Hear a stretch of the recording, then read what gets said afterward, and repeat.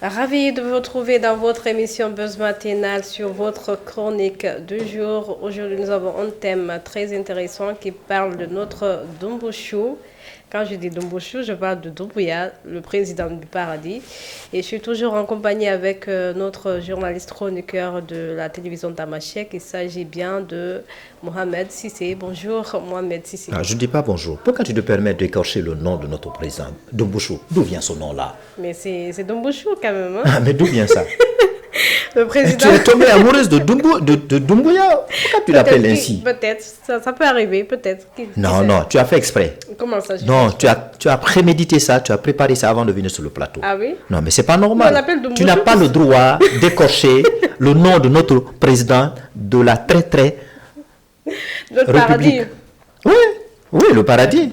Ouais. Non, mais quand même, il faut corriger ça. Hein. Il n'y a pas de souci, j'espère que tu vas bien. Je vais être quand même très bien. D'accord, tu as passé le week-end?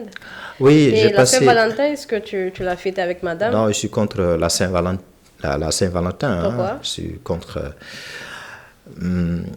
parce que moi, ma Valentine m'a boudé. Comment ça t'a boudé? C'est ta femme quand même, non? Ah, parce que tout simplement, je n'avais pas un cadeau précieux à lui offrir. Ah ben c'est normal, parce que tu devrais acheter un cadeau pour ta femme, même si c'est un petit cadeau, normalement. Ah, mais tout simplement de dire...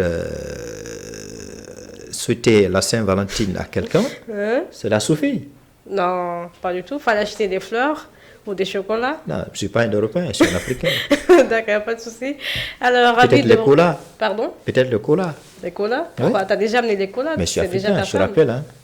D'accord. Je ne suis pas un africaniste. Ok, pas de souci. Comme je disais tantôt, bienvenue à tous dans votre émission Buzz Matinale. Et nous avons un sujet qui parle du soutien à la candidature de Doumbouya aux élections en Guinée. Parce que moi, je vois que c'est déjà, on dirait que c'est déjà la campagne électorale. Alors que l'élection n'est même pas connue. Ah oui, manifestement, c'est vrai ce que vous dites. Partout dans le Grand Conakry, on voit les espèces de mouvements qui sortent de la terre, je ne sais pas, ils viennent d'où, et dans toutes les 4 régions de Conakry, de la Guinée, j'allais dire, la Moyenne Guinée, la Haute Guinée, la Basse Guinée et la Guinée forestière.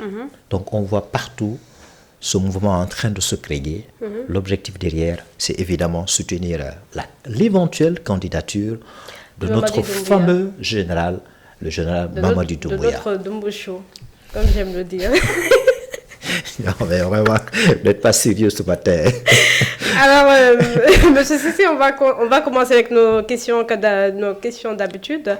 La question que l'on se pose, pourquoi ce soutien massif d'une bonne partie des Guinéens, selon vous? Pourquoi? Alors, pour moi, quand je fais l'analyse là-dessus, ce mouvement qui est en train de se créer partout, notamment dans le Grand Conakry, le Conakry, le paradis, a-t-on dit, il y a 2 choses. La première, s'il y a des mouvements de soutien qui se créent aujourd'hui, probablement les gens ont peur. Les gens ont peur puisque en face, il y a un pouvoir autoritaire. D'accord. Il y a un pouvoir militaire. Et la deuxième chose, la pauvreté bat son plein. La misère s'enlise en Guinée.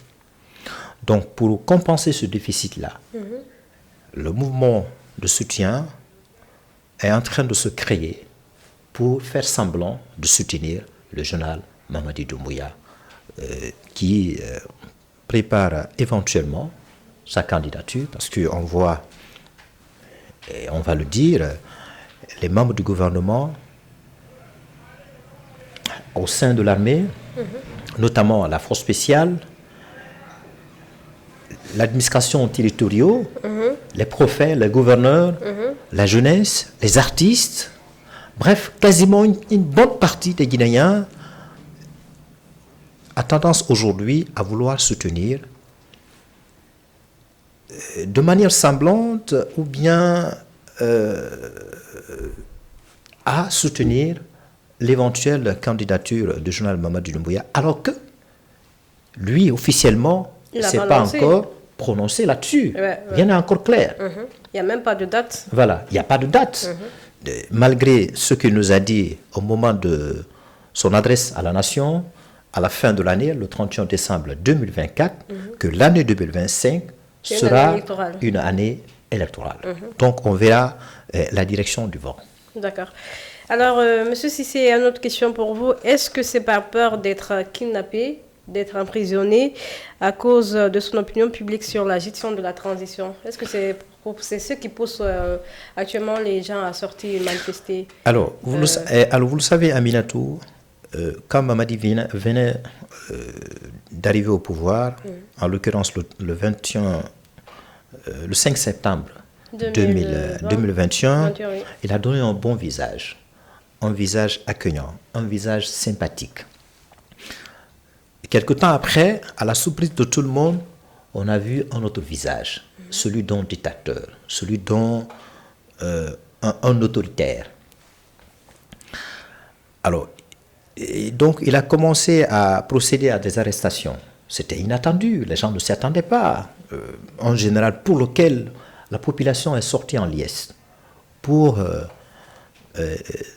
manifester sa joie de fait qu'il a réussi à évincer au pouvoir le président Alpha Condé, qui a brigué un troisième mandat, contrairement à la constitution guinéenne. Donc aujourd'hui, la question que l'on se pose, est-ce que l'expression de ce mouvement de soutien, est-ce que c'est par peur? Moi, je me dis probablement oui, c'est par peur. Aujourd'hui, il y a une psychose au sein de la société guinéenne. Tout le monde a peur. On a vu, on a retiré la licence des médias dont l'audience est très élevée. Ouais. Espace TV, il y a Film FM non, pas Diama, mais Diama Média. Diama Média également, parce que c'était des quatrièmes pouvoirs qui étaient là à expliquer aux Guinéens la manière dont la transition est gérée. Donc, pour répondre à votre question, je pense que oui, les Guinéens ont peur. D'accord. Parce qu'on constate le kidnapping, l'arrestation arbitraire, parfois même c'est très violent. Le cas illustratif de Founike Mengue, Buloba et tout récemment notre confrère Marwan, il a été défenestré alors qu'il se trouvait dans sa voiture. Il a disparu. On ne sait pas où il se trouve. On n'a pas de nouvelles, hein, oui. Et par rapport à cette disparition sommaire, le procureur de la République a dit qu'il ne sait pas où se trouvent ces personnes kidnappées, qui ne se trouvent dans aucune administration pénitentiaire. En termes simples, ils se trouvent dans les prisons. D'accord. Donc, je pense que c'est une des raisons aujourd'hui.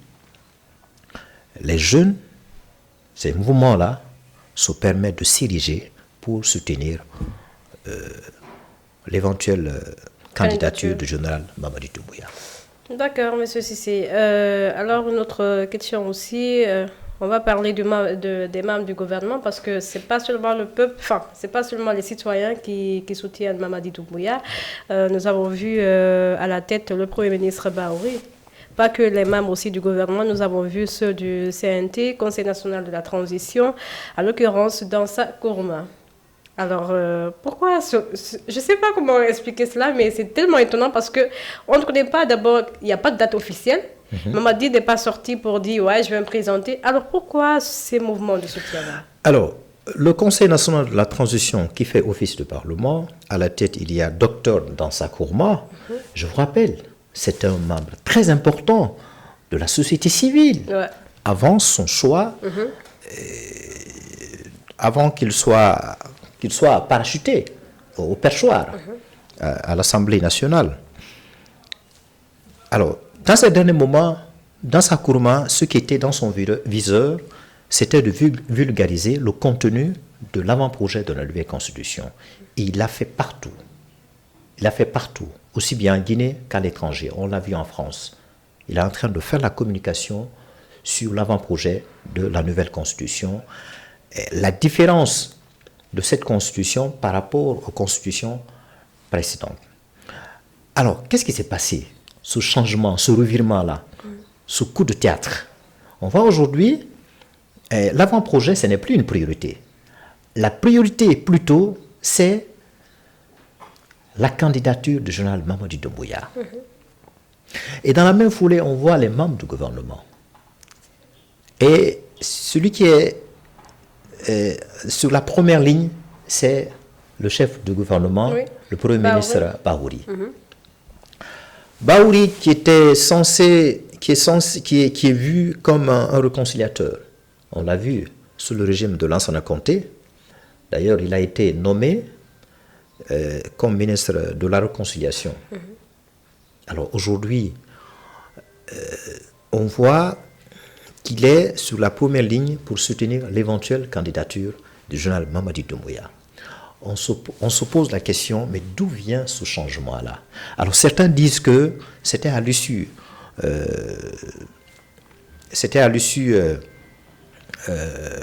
du Conseil des ministres où Mamadi Doumbouya aurait demandé à ses ministres de prendre leurs responsabilités, soit de soutenir sa candidature ou bien de se retirer. Voilà. Parce que pendant tout ce temps, on n'a pas vu Bahouri soutenir l'éventuelle candidature. Il n'en parlait pas.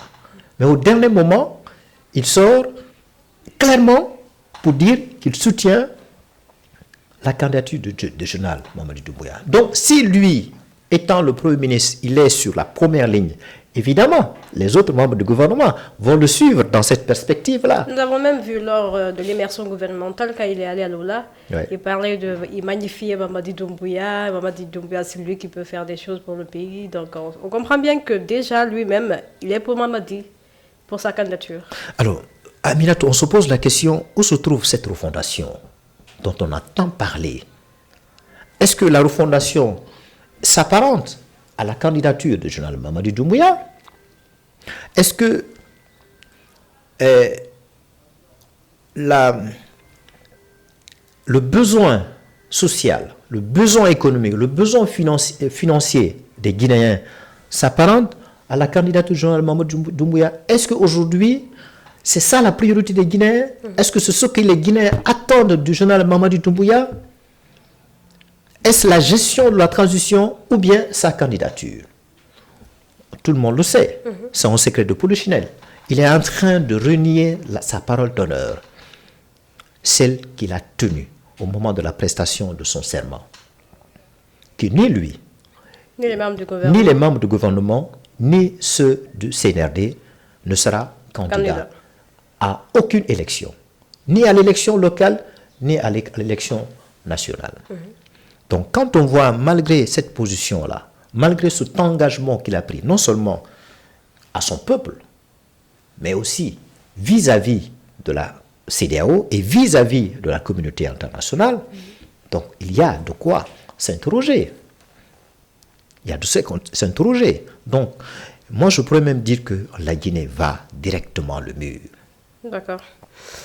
Ok, M. Sissi, on continue toujours pour aller plus vite. Pas que les membres du gouvernement ou ceux du CNT, nous avons vu aussi des gouverneurs, préfets et l'armée, surtout la force spéciale, comme tu disais tantôt au début. Nous avons vu Amara Kabara aussi, qui n'est pas en l'aise, qui magnifie Doumbouya. Selon lui, personne ne peut diriger le pays à part Doumbouya. Alors, on a vu Amara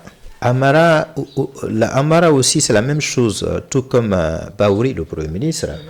Amara étant le secrétaire à la présidence, il a dit ouvertement, à chaque fois qu'il a été sollicité pour une interview, pour lui demander la position du gouvernement, la position notamment du général Mamadi Doumbouya par rapport à la fin de la transition, il disait toujours que nous sommes là pour peu de temps, que nous sommes là pas pour rester longtemps au pouvoir. Nous sommes là pour peu de temps.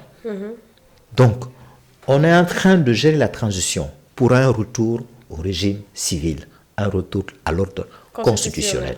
Il a dit ça à tout moment. Et à un certain moment, on voit qu'il y a un changement comme la manière dont vous changez votre chemisier, la manière dont je change ma chemise.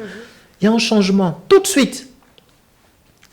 Alors, on l'a entendu lorsque cette histoire relative à l'avant-projet de la nouvelle constitution, c'est dans ce cadre où il dit que Mamadi Doumbouya, à l'image de ses concitoyens guinéens, lui aussi il a la possibilité de porter sa candidature.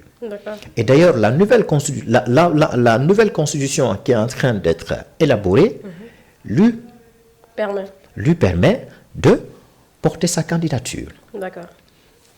Et là, moi, quand j'ai entendu ça, ce changement en si peu de temps, c'était un véritable coup de massue sur ma tête. Je dis, mais où est-ce qu'on va? Donc aujourd'hui, puisque les militaires ayant pris le pouvoir, ceux qui détiennent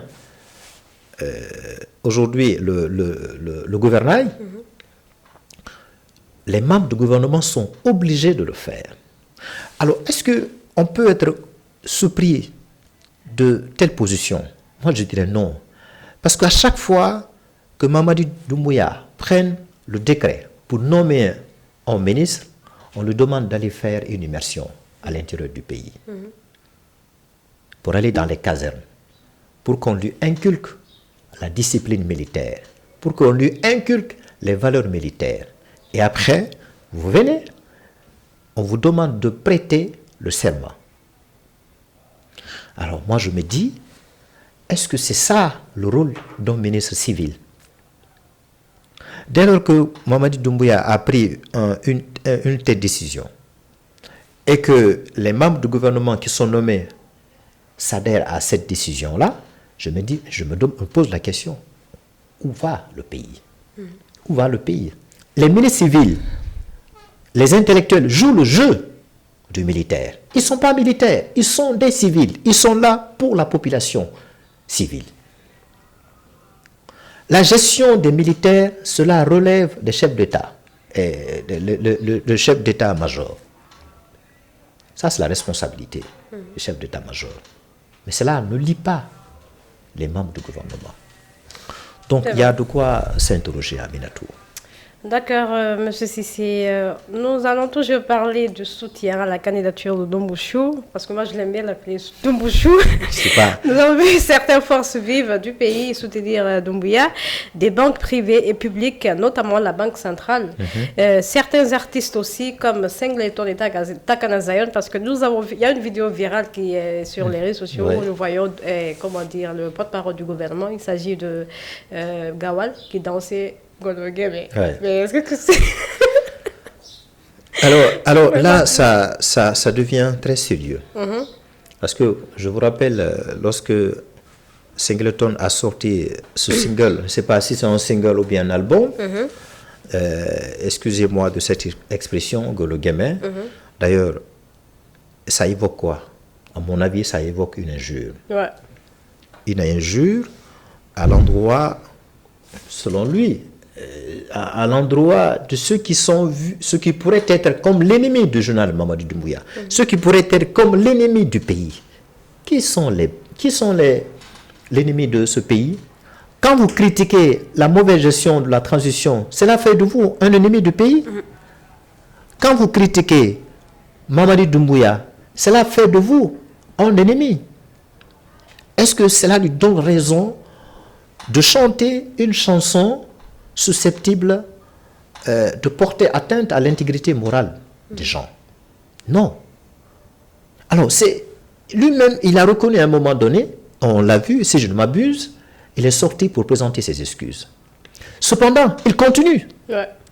Malgré les excuses qu'il a présentées, il continue. On a vu les religieux dire que ce propos-là, c'est un propos à caractère injurieux. On l'a vu tout récemment. Ce mouvement de soutien a pris une ampleur telle. Le porte-parole du gouvernement, le ministre des Transports, en l'occurrence Gawal Diallo, qui est un adversaire aujourd'hui, politique très important de celui d'Alain Diallo, on l'a vu en train de danser Le son, là. Oui, on l'a vu en train de danser lorsque Singleton est venu pour chanter cette chanson qui me semble-t-il populaire. Et je l'ai vu faire des pas de danse. André Antog, hein? Oui, oui, oui. Il n'était pas seul, hein? Comme un rappeur. Il n'était pas seul, Oui. il y avait beaucoup Il de... dit, mais le pouvoir lui est monté dans sa tête, là. Ouais, on l'a perdu déjà. Oui, un intellectuel, un ministre de surcroît qui se permet de danser, sachant très bien que la danse de la chanson qu'il est en train de faire, c'est une injure. Golo Guémé, tout le monde le sait. On ne va pas rentrer dans les détails. C'est vrai. Alors là, on se pose la question. Si c'est un citoyen lambda, guinéen, On peut comprendre. on peut comprendre. Mais quand ça vient une autorité, et pas n'importe qui, un membre du gouvernement, le porte-parole du gouvernement, qui se permet comme ça, manifestement, à ciel ouvert, de danser, cela renvoie quoi? Ça renvoie quel message à ce peuple qui attend d'eux, qui attend d'eux le bien-être, qui attend d'eux le bonheur, qui attend d'eux l'augmentation de leur pouvoir d'achat, qui attend d'eux de trouver des solutions pour que la jeunesse aujourd'hui qui a tendance à vouloir emprunter les bureaux fortune pour aller en Occident, parce que pour elle, c'est là-bas l'Eldorado. Pour elle, c'est là-bas le paradis. Le vrai paradis, ce n'est pas Conakry. Donc, de les retenir. Qu'est-ce qui peut le retenir? Il faut créer de l'emploi. Et pour ce faire, il faut accompagner les entreprises. Il faut accompagner les banques primaires. Et malheureusement, on voit le gouvernement ayant des difficultés financières, ayant des difficultés économiques, se permet de contracter une dette importante, 5 000 milliards auprès des banques. Soit vous acceptez, soit le gouvernement vous crée des problèmes. Donc ça devient très sérieux. Oui, très sérieux. Oui. Ok, merci beaucoup pour vos réponses, Monsieur Sissi. Donc, on va toucher maintenant la CEDEAO. Oui. Parce que là, je vois que la CEDEAO ne réagit pas. La CEDEAO, elle est calme, elle ne parle pas. Et selon vous, quelle est la faiblesse de la CEDEAO à ce soutien au régime? Alors, Aminatou, avant de parler de la CEDEAO, parlons d'abord de ce qui se passe à l'intérieur de la Guinée. Nous avons un levier très important sur lequel la Guinée doit s'appuyer. Parce qu'en Guinée, on ne parle pas de l'État. La Guinée doit s'appuyer pour se développer, pour se construire, pour construire son économie. C'est bien évidemment, vous le savez autant que moi, c'est la jeunesse. Et on voit aujourd'hui, malheureusement, une bonne partie de cette jeunesse aujourd'hui en train de soutenir aveuglement. Elle ne sait même pas pourquoi elle apporte son soutien au jeune Mamadou Doumbouya. On l'a dit à l'entame de cette chronique, soit par peur, parce qu'on voit des jeunes disparaître à tout moment à cause de votre opinion politique. Et même aujourd'hui, dans les restaurants, dans les boîtes, vous tenez un propos susceptible de critiquer le journal Mamadou Doumbouya, vous risquez de disparaître. Vous risquez d'être kidnappé. Par qui? Par les forces spéciales? Par la police? Par la gendarmerie? On ne sait pas. C'est comme par la magie. Vous disparaissez comme ça. Et pire encore, si vous êtes un responsable politique, un leader politique, vous tenez un propos via un média ou une presse, le lendemain, vous risquez de disparaître. Donc, cette jeunesse aujourd'hui, qui est un élément très important pour reconstruire ce pays-là, naïvement, par méconnaissance, et aveuglement, oui, aveuglement, en train de suivre, créer des mouvements à tout bout de champ, à tout moment, que ce soit les forestiers, les malinqués, les soussous. même ceux de l'Axe, hein, on a vu Oui, récemment. les peuls, tout le monde. Et aujourd'hui, les partis politiques même est devenu un espace aujourd'hui où les jeunes utilisent pour créer un mouvement pour soutenir l'éventuelle candidature du général Mamadou Doumbouya. Franchement, c'est dommage aujourd'hui de voir la jeunesse sur laquelle on peut compter pour reconstruire ce pays-là se comporter de la sorte. D'accord, Monsieur Cissé, alors on revient sur la CEDEAO, comme je le disais tantôt. Selon vous, quelle est la faiblesse de la CEDEAO à ce soutien au régime en place? Et alors moi je me demande, est-ce que la CEDEAO existe? Je suis désolé de le dire. Franchement, est-ce qu'elle existe? On a vu, dès lors que le général Mamadou Doumbouya a pris le pouvoir par la force, la CEDEAO a exercé des sanctions économiques sur la Guinée. A exercé des sanctions économiques sur la Guinée. Des sanctions financières, le gel des avoirs des putschistes à l'étranger. Donc on a vu, quelque temps après, la CEDEAO change la CEDEAO change le fusil d'épaule. On a vu, comment vais-je appeler ça, la francophonie lever cette première institution, lever la sanction qui exerçait sur la Guinée. Malgré tout ce qui se passe aujourd'hui en Guinée, la CEDEAO reste silencieuse, ne dit absolument rien. A-t-elle peur que la Guinée aussi rejoint l'AES, l'Alliance des pays du Sahel? Ouais. A-t-elle peur aujourd'hui? Les trois pays-là sont sortis, vous le savez, définitivement de la CEDEAO.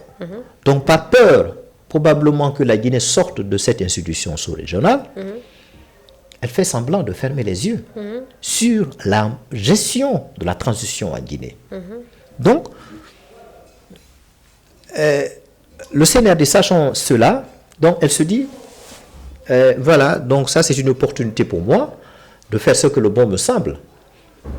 Donc, est-ce que je suis tenu de respecter mon engagement initialement pris, c'est-à-dire la tenue des élections présidentielles le 31 décembre 2024? Ah oui, c'est là la question. Est-ce que ces élections même vont se tenir? Non. Non, parce que les indicateurs aujourd'hui, on en voit le recensement à vocation d'état civil, le recensement de la population, l'établissement du fichier électoral, le choix de l'organe de gestion, rien. Toutes les recommandations qui ont été faites au moment des assises nationales, aucune étape, me semble-t-il, n'a été respectée. Donc c'est ce qui me permet de dire, est-ce que les élections vont se tenir? Je ne suis pas certain. Doumbouya nous a promis et je pense qu'il va respecter la promesse. Est-ce qu'il va tenir? On a vu le porte-parole du gouvernement, Gawal, dire à cet effet qu'il y a plusieurs élections à tenir. Mais puisqu'il y a plusieurs élections à tenir, donc, est-ce que les élections vont se tenir? Parce qu'il y a l'élection présidentielle à tenir, l'élection législative, l'élection municipale et l'élection sénatoriale, puisque selon la Constitution, la création du Sénat est envisagée. C'est pour cela que je parle de l'élection sénatoriale. Donc, est-ce que ces élections vont se tenir? Non, je n'en suis pas sûr. Les élections ne vont pas se tenir. Selon toi? Selon toi, ça va pas se tenir. Non, à l'allure où vont les choses, les élections ne vont pas se tenir. D'accord. Oui. Ouais, parce que d'abord, le premier scrutin qui devait se tenir, c'était lequel? C'était le référendum. Donc, malgré la date qui a été retenue, on a entendu Baouri parler la date de ce scrutin-là, le référendum. Quand? On ne parle plus maintenant de référendum, on ne parle plus maintenant de l'avant-projet de la nouvelle constitution. Le seul sujet aujourd'hui qui taraude l'esprit, qui se trouve sur les lèvres, on voit les t-shirts confectionnés. C'est la candidature du général Mamadi Doumbouya. On ne parle que de ça. On a vu Agi Hakim, l'activiste... Qui parlait qui faisait des éloges à l'UFDG. À l'UFDG. Et maintenant qui parle de Simandou. Qui soutenait l'UFDG, bec et oncle. Et aujourd'hui, il a changé de fusil d'épaule. Il est rentré au pays pour soutenir Mamadi Doumbouya. Et le projet Simandou 2040. Oui, le projet Simandou. Alors, le projet Simandou, alors ce projet-là, en 2040, qu'est-ce qui se cache derrière? C'est l'arbre qui cache la forêt. Hein? Qu'est-ce qui se cache derrière? Hein? Ouais. Alors, Monsieur Cissé, je pense qu'on va aller plus vite parce que vous savez que la télévision, bien sûr. C'est l'heure. Hein? La télévision, c'est le temps. C'est le temps, voilà. Et quels sont les responsables de cette crise politique institutionnelle en Guinée? Est-ce que c'est l'ex-président de CHU, Alpha Condé, ou bien notre Cellou Dalein Diallo qui est en exil et qui est toujours pas rentré au pays? Alors, Aminatou, permettez-moi de vous dire, la Guinée n'a jamais eu un président démocratiquement élu. D'accord. C'est ce que je le dis et je l'assume. Le tout premier président, Sékou Touré, qui l'a élu? C'est un syndicat qui l'a élu. Même le référendum qu'il a organisé pour que nous ayons notre indépendance, les Guinéens n'avaient pas voté librement. Selon ce qu'on nous a relaté, on a vu les mamans, nos soeurs, nos papas d'alors les contraindre à aller voter. Ce n'est pas comme aujourd'hui. Voter pour le oui. Si on s'aperçoit à l'époque que tu votes pour le non, tu risques la prison, tu risques Kambaro. Donc, ce scrutin-là n'était pas clair. C'était la vision, c'était la doctrine de Sékou Touré. Donc, on a contraint les gens à voter oui, sans savoir pourquoi tu votes oui. Parce que le non, là, tu risques la prison. Lansana Conté, c'était un poussiste. Est-ce que vous avez voté pour lui? Non, ça non, pas du tout. Il est arrivé au pouvoir, il est arrivé au pouvoir comme ça. Personne n'a voté pour lui. Dadis, c'était un pushiste. Qui a voté pour lui? Personne. Konaté, un pushiste. Qui a voté pour lui? Personne. Alpha Condé, un pushiste civil. Qui a voté pour lui? Donc on a vu l'élection qui s'était organisée, l'élection présidentielle. Au premier tour, l'écart qui existait entre lui et Cellou Dalein Diallo, c'est le 18%, me semble-t-il. Alpha Condé, je crois, 40%. Et le deuxième tour, c'est comme par enchantement, il devient le président de la République. Il devient le président de la République. Est-ce que les Guinéens ont voté pour lui dans la transparence? Je dis non. Voilà le résultat. Malgré après avoir brigué le deuxième mandat, les deux mandats successifs, il a décidé de briguer un troisième mandat. Donc, jusqu'à présent, la Guinée n'a pas encore eu un président démocratiquement élu. Ah oui, tous les présidents que l'on a connus en Guinée. Si ce n'est pas par coup d'État, il vient comme ça. Voilà, si ce n'est pas par un coup d'État, soit par effusion de sang, ou bien un coup d'État pacifique. Alors, je me dirais même, est-ce qu'il y a un coup d'État pacifique? Alors, Mamadi qui est là, qui a voté pour lui? Personne. Personne. Non, mais quand est-ce qu'on va sortir, on va sortir de cette espèce de ténèbres-là? Quand est-ce que la démocratie va voir le jour en Guinée? Je vous le dis aujourd'hui, il n'y a pas d'État. Hein. C'est vrai. La dernière fois, j'ai donné la définition de l'État. Il n'y a pas d'État. D'accord. Nous n'avons que le pays. D'accord. Alors, on va finir avec cette dernière question pour vous, Monsieur Cissé. Faut-il accepter qu'un militaire gère le pouvoir civil en Guinée en violant les principes démocratiques et l'État de droit? Oui, c'est une très bonne question. Alors, si on en est arrivé là, c'est parce que les civils, Sékou Touré, et au dernier moment, Alpha Condé n'avait pas posé une base institutionnelle, n'avait pas érigé un État solide. Ce qui nous a menés dans de telles situations aujourd'hui. Alors, si Mamadi Doumbouya se décidait éventuellement de respecter sa parole d'honneur, c'est-à-dire d'organiser des élections à laquelle lui, il ne va pas se présenter, le civil qui va arriver au pouvoir, va-t-il respecter la Constitution? Je vous rappelle, Alpha Condé nous a déçus. Si on n'avait pas voté pour Alpha Condé, la Guinée peut-être aurait regretté en disant ah oui, si on savait. Maintenant, qu'on a voté pour lui, on l'a laissé qu'il arrive au pouvoir. Maintenant, on a compris qu'il n'était pas sérieux, n'était pas responsable, il n'était pas là pour les Guinéens. Malgré ses expériences acquises à l'étranger, puisqu'il a fait des années en France, malgré qu'on l'appelait professeur, qu'est-ce qu'il a apporté à la Guinée? Rien. Rien. Oui. Donc, c'est une question très importante. Est-ce qu'il faut laisser Mamadi Doumbouya gérer le pays? Alors, moi je pouvais lui dire, oui, on pouvait le laisser gérer le pays s'il avait une très bonne méthode. Si on n'a pas constaté dans ces derniers temps le kidnapping, l'arrestation arbitraire, j'ai vu, s'il y avait, comme ce qu'il a promis, une justice indépendante. Moi je pouvais dire, compte tenu de l'incapacité ou bien manque de volonté de nos dirigeants civils à vouloir gérer le pays convenablement. Moi, je pouvais dire, oui, qu'on laisse continuer. Mais maintenant qu'il a changé de trajectoire, qu'il est en train de renier, d'ailleurs, il a même renié sa parole, puisque l'élection présidentielle ne s'est pas tenue le 31 décembre 2024, je pense que ce n'est pas quelqu'un qu'il faut pour gérer ce pays. D'accord. Oui. Je pense que l'espace politique est libre, qu'il laisse les citoyens, les Guinéens, les 14 millions de Guinéens, de choisir librement et dans la transparence le président. D'accord.